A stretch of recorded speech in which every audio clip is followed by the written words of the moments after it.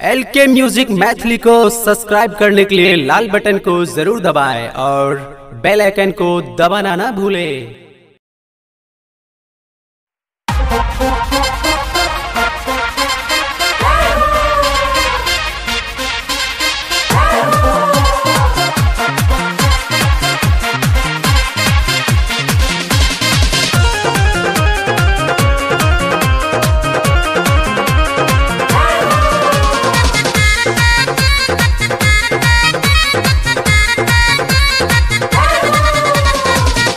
यो बाबा ई की करै छियो यो भोला ई की करै छियो कपिलेश्वर में भांग पियै छी भोला ई की करै छियो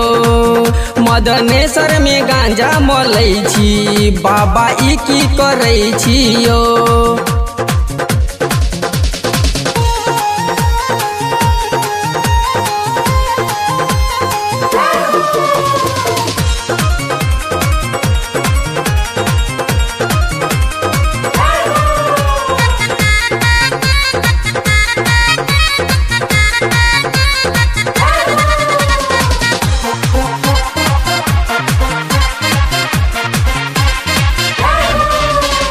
सावन के सोमवारी यो बाबा हमहू भूखायल छी हे यो सावन के सोमवारी यो बाबा हमहू भूखायल छी। न जाने कौन गलती हम केलौं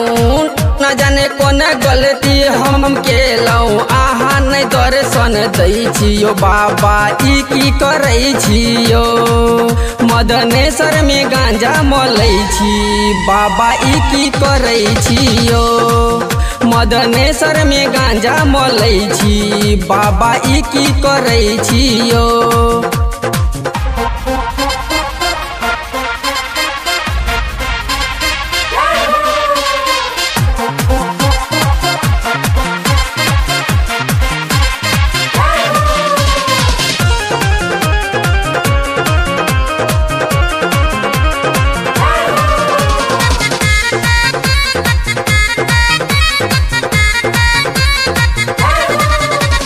दर्शन लालिया डीजे पर भूजी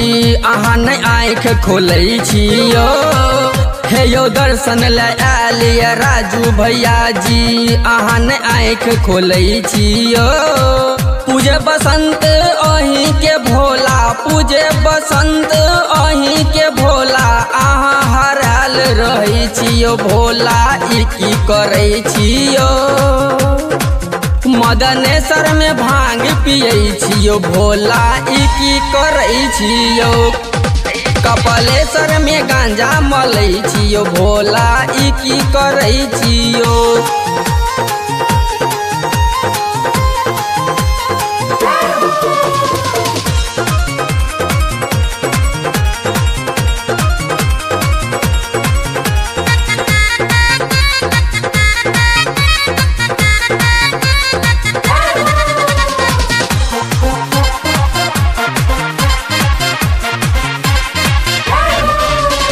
राइटर उमेश जी भजन लिखैया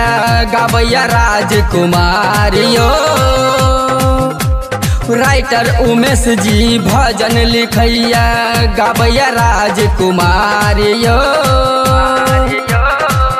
आसाही पर रखने छी भोला